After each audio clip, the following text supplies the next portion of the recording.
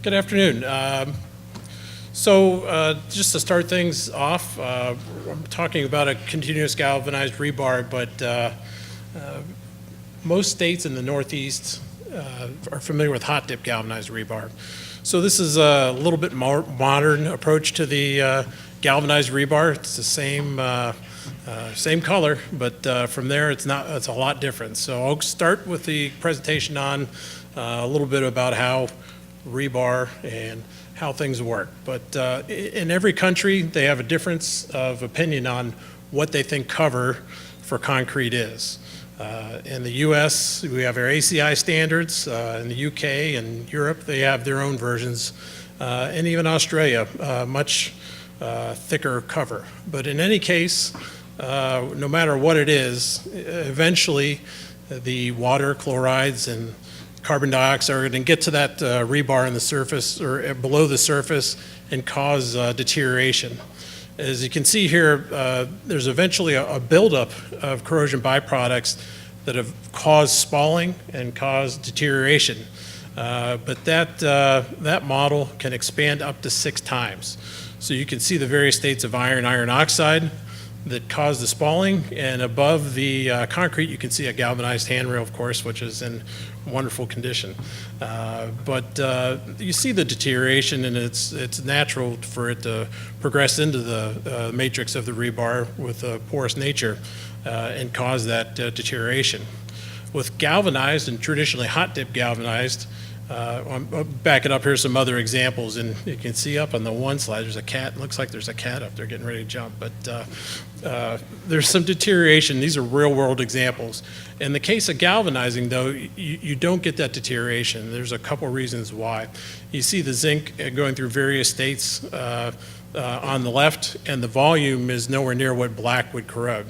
So the diffusivity of the galvanized coatings go through the pores of concrete, and I'll have a slide later next to show exactly how that goes through there. But you can see black plane, galvanized plane, black deform and galvanized deform, and the length of the crack. So this is a study done by Nace, Cornett, and Bressler showing that the difference between uncoated and galvanized cracks is significant.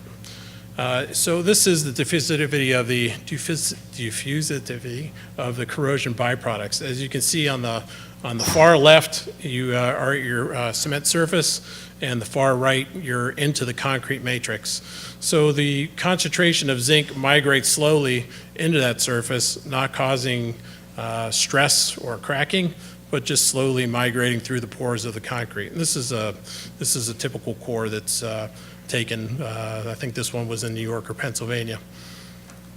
Some case histories of the regular hot dip galvanized before I launch into the continuous process. This is a bridge in Athens in 1973. It's in existence still in Athens, PA again. No sealer yet, and the deck's performing well. And here's a more modern version, almost 4 years old now, for Jesup in Iowa. It's Buchanan County in Iowa, or no, I'm sorry, Jesup County in Iowa, that I went with galvanized beams and galvanized rebar. He's looking for a 100-year life on his bridge, and so he selected hot dip galvanized for that. For an outer route in Montreal, they actually use CRP installations for some of their using rebar in longer lengths. This one particularly has rebar chairs, and the deck is continuous rebar. Some European projects, Leipzig, parking decks, and a very large bridge in France. And North American projects, the Mario Cuomo Bridge that just opened just a few weeks ago is 60,000 tons of galvanized rebar. This is a stone-hem bridge in Quebec, which is a cast-in-place spans, nice looking bridge.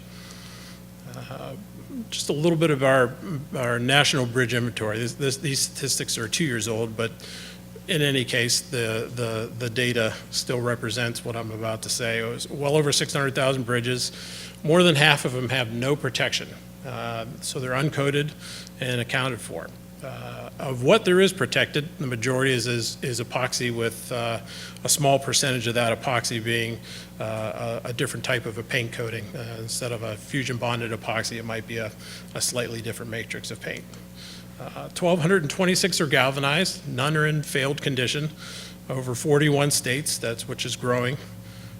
Polymers are a small percentage, and even cathodic protection, which cathodic protection is usually done latent, but these particular ones were done up front. So if you add all that together, less than 15% of the decks out there are protected, and we're in a condition where we need some help. So back on in hot dip galvanized, we're looking at a new process called continuous galvanized rebar, which makes it formable. I'll go into the details of why. You can see a couple slides, and we can even show you the formability over in our booth a little bit later.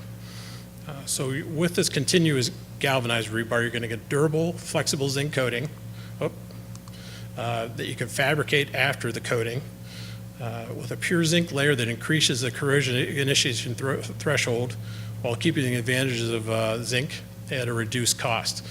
So just to kind of illustrate the form, you got corrosion protection, but you have a system. So you have a system that's working together, and about that system, there's bond strength, slip resistance that are all improved, and I'm going to go into the details why. The two specifications for the continuous are both 2016's versions. A1094 has been out for 3 years, but it was reapproved last year, and 1055, which was formerly known as Z-bar, is now type 1 and type 2. Type 1 is a metallized system with an epoxy overlay, and type 2 is our continuous galvanized rebar with the dual coat or epoxy. So when you look at the mills of that, you have 2 mills continuous galvanized, and the balance being A775, so 10 to 12 mills epoxy over top of this. You get which gives you your 12 to 14 mills. The process starts with a surface prep, which you're going to get into a near white metal. So that your uncoated bars come in, they go through the blasting process. They go through a flux process prior to preheating, which is an induction heat that only heats up the skin of the bars. The galvanizing process goes through a zinc alloy trough, since it's been fluxed and prepped for that, and then is defined by an air knife. Then you have a galvanized rebar. This is a video showing the process. At this point, it's already fluxed and blasted. Goes into the induction heat, again, which is only heating the skin of the bar, not to the core, so we can galvanize any grade up there, including grade 100. So you have an alloy trough that the zinc is pumped to the center and pushed out both ends. So initially it's against the grain. It goes through to the other side where it's going with the grain, and the air knife is defining the product. It's then cooled. This first phase is just a water quench, and then just shortly after this is this particular application, they're using a chromate. So you can use different types of passivation, whether it's trivalent or hexavalent. We're using a trivalent, which is passivating excellent. This particular mill was in Dubai. There's another operation in China. And here's our coating thickness, 50 microns or 2 mils. That is pure zinc coating, which is equivalent to a thicker zinc iron alloy. So the ASTM 767 type, the bendable grade, is 3.6 mils. What we're showing with our product is a faster passivation with a slower corrosion rate. So if you take the initial pour of concrete, which is the most aggressive pH, you're going to lose some of that A to layer, or that outside layer in the hot dip galvanized structure, which is the pure zinc layer. And you're going to lose approximately 1.18 microns.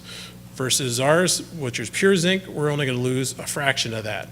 But we have all pure zinc left, which is the most corrosion resistant part of the coating, where annealed or zinc iron it starts to get into the zinc iron alloy layers. This is a thickness, the properties of our coating. If you look at the bottom where it says ternary, that's a iron aluminum zincate layer. So the small percentage of aluminum in our coating, which is less than 2%, will not allow the zinc iron to go to the surface. So essentially what we're looking at, and the reason why we call it continuous galvanized rebar, is it's exactly like continuous galvanized sheet. So everybody that drove a car or rode in a car today, it's the same stuff. Continuous galvanized rebar, or it's the same application, we're just applying it to rebar. Why hasn't it been done before? It's been thought about, but everybody thought it'd be a steel mill play. So we're the first to get through the wall here. And the rest of the coating is pure zinc. So a little bit about the formability. We have a rebar bender that we can show you the formability. And also it's still formable with the epoxy overlay on top of it. So now you have that protection of the pure zinc with the epoxy over top of it. That way if there is a nick or a scratch, then you do have protection from the zinc coating beneath it. Here's some Schnell former that's a typical large rebar fabricators and the forming. This particular former has no protection on it. So with epoxy, you'd use a special protective roll for it. But with these, it's just the standard knurled teeth. So if you look at the teeth, they're kind of like teeth. They push together, they push down, and they push forward. So it's not harming the coating whatsoever. So how we protect the rebar? It forms a calcium hydroxyzincate. That's CHHZN. That calcium hydroxyzincate is, which I'll go into a slide here shortly, is what protects the rebar. In atmosphere, above ground, you see structures that are galvanized all the time. That forms a patina, but in the concrete matrix, it forms slightly different. So it's a higher chloride threshold, up to 4 times, low pH, and I'm going to go through the steps of this here shortly. But you got a barrier coating. It's a very durable barrier coating that is cathodic protection because it's galvanized. Here's the service life model of the coating. So if you look at it's a time over stress study. So if you look at uncoated rebar, you saw it at the beginning where it starts to stress and cause spalling. And it takes a little bit of time to get to that point, but it starts rapidly deteriorating. With galvanized coatings, you're going to get a 2 to 4 time chloride profile protection.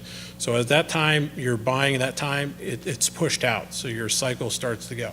Then you're slowly consumed, your galvanized coating slowly consumed with the, as the products get down to the surface of the rebar, but you're buying a lot of time. 2 to 4 is an example because studies show sometimes 2 and sometimes 4 because the traditional hot dip galvanized coating is unpredictable. You can get thick coatings, you get thin coatings, but because we're going to be more of a process-driven, repeatable process, we're going to be 4 or higher because we can repeat the same thing all the time and we're pure zinc. Whereas the hot dip, you can get the iron in the coating with very little zinc, pure zinc on the surface. So a little bit about the calcium hydroxyzincate and how zinc passivates in wet alkaline concrete. As I mentioned before, you can get a high pH in the initial pour, which is the most aggressive part of that. When that hits the galvanized material, it forms a calcium hydroxyzincate, which are these adherent crystals. That commences with that initial pour, but it dissipates once it cures. So it's going to go through a wet-dry cycle, essentially.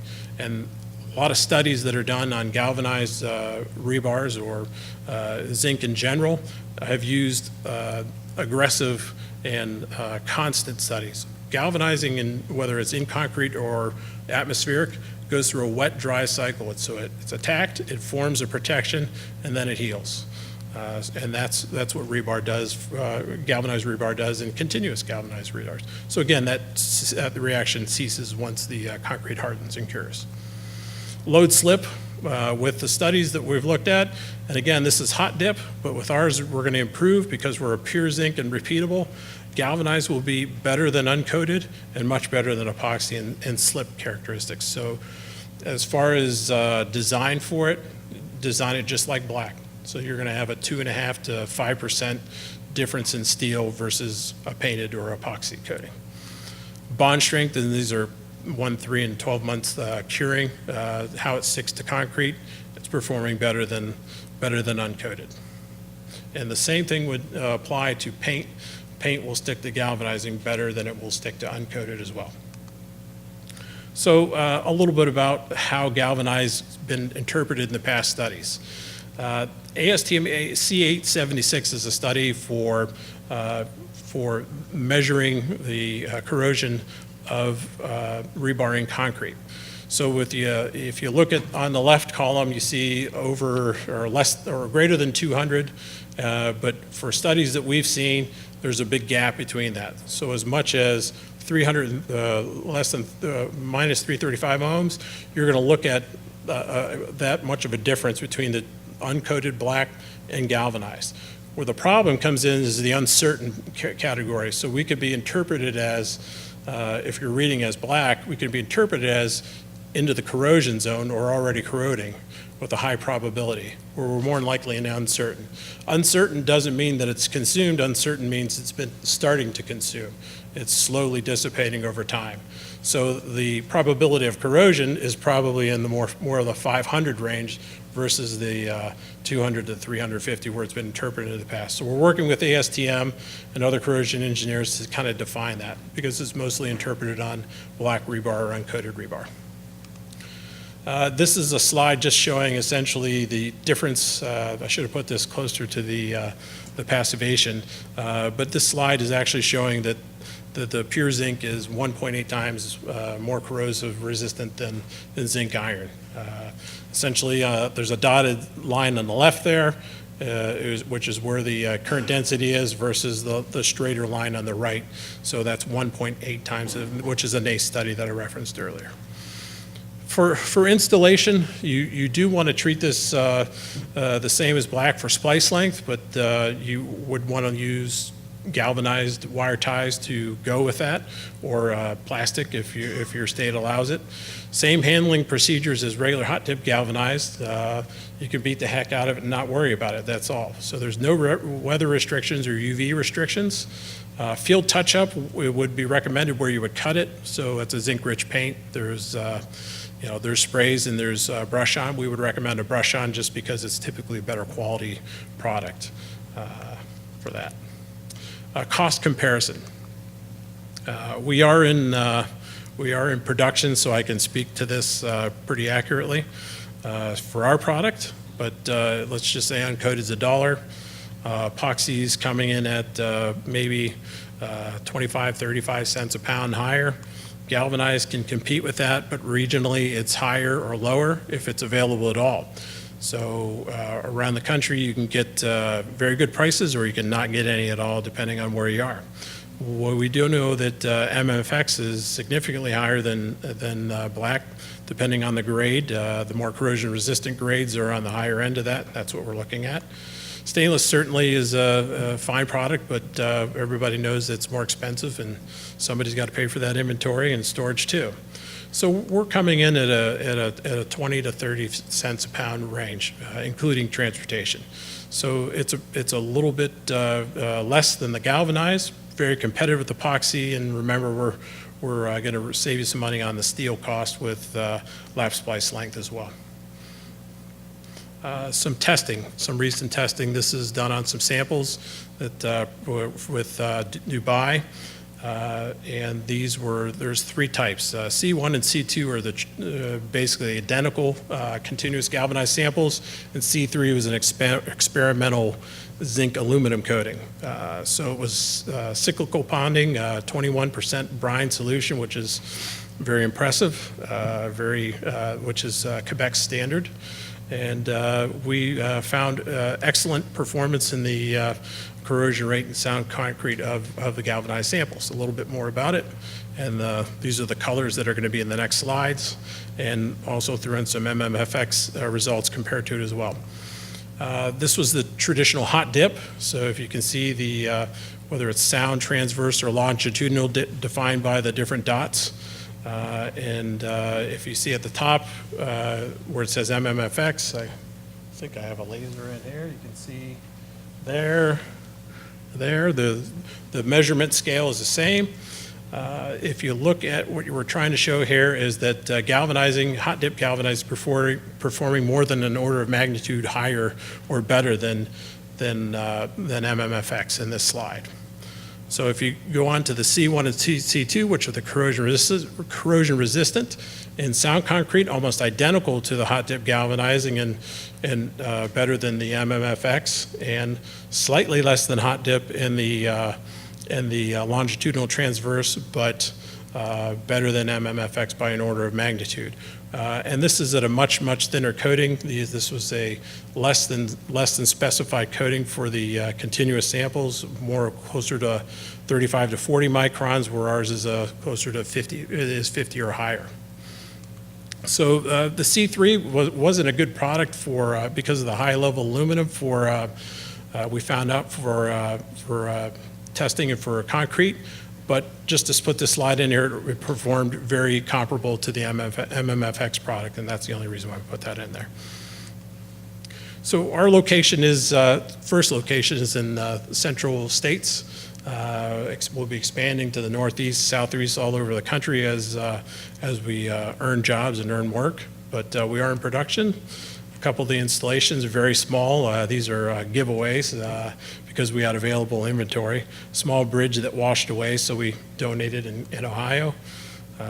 Turned out to be a nice little project for them and helped them with their budget. And also we used it in our own facility in the Port of Catoosa, Oklahoma for our sandblast pit. We have a couple jobs that we've quoted already, some water treatment plants, but we are in production and actively bidding and pursuing work. Why, the past belief, if you will, of the galvanizing was that it would crack or that it would do something like that when you bent it. So what's different? Why is that not a problem? What's been changed? If you could maybe elaborate on that, Mike. Yeah, I'll elaborate a little bit on that. A767 is the traditional hot dip galvanizing specification. There's two types. One's intended for bending, so you can form it. You're supposed to be able to form that, but you can. Hot dip galvanizing relies on a process, and that heat is where they get they need the heat of the bath to get their coating. It can be reactive steels. Reactive steels react to the zinc, and you can grow thicker coatings even if you get it in and out of the kettle. So what happens is you may have a pure zinc layer on the surface, but beyond that you get zinc iron. Zinc iron is very brittle, and thicker coatings can tend to break off. So there's an allowance for a percentage that you can bend and repair. And whether that's a zinc-rich paint, which isn't going to be as good as hot dip galvanizing, you can do that. But typically most states, and certainly the Tappan Zee Bridge or the Mario Cuomo Bridge, of all that 60,000 tons, anything that was formed was bent first and then shipped. So that's more transportation introduced in the process, where ours we can ship long lengths into the field or into the job site, and you can bend it on site and make your repairs right there.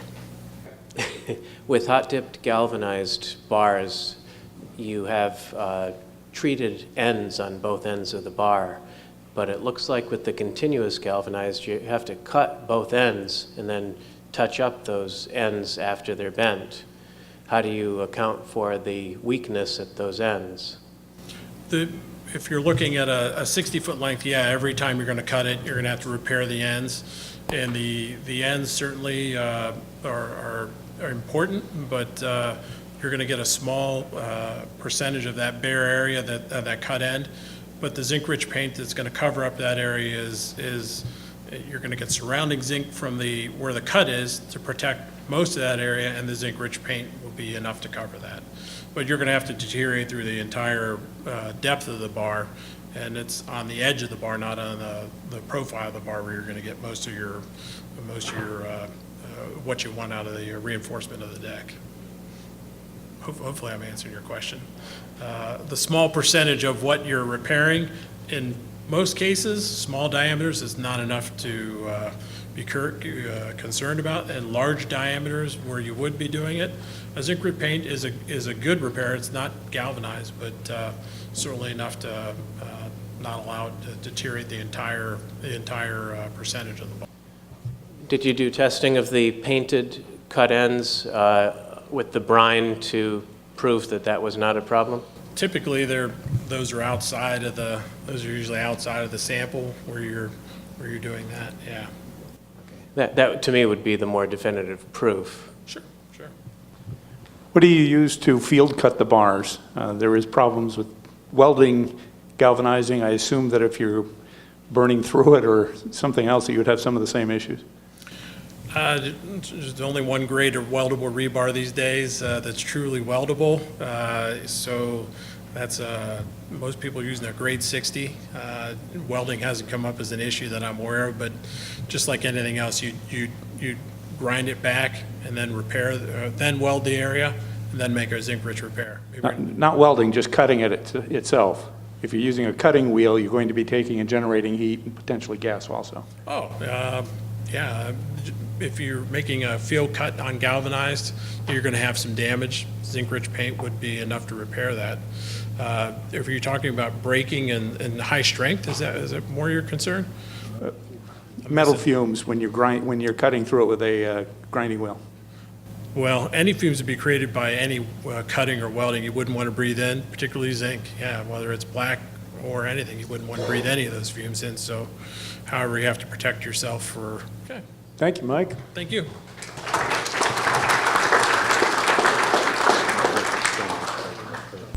The preceding video was produced by the National Center for Pavement Preservation. More information can be found at tsp2.org. That's tsp2.org. Additional support provided by Michigan State University.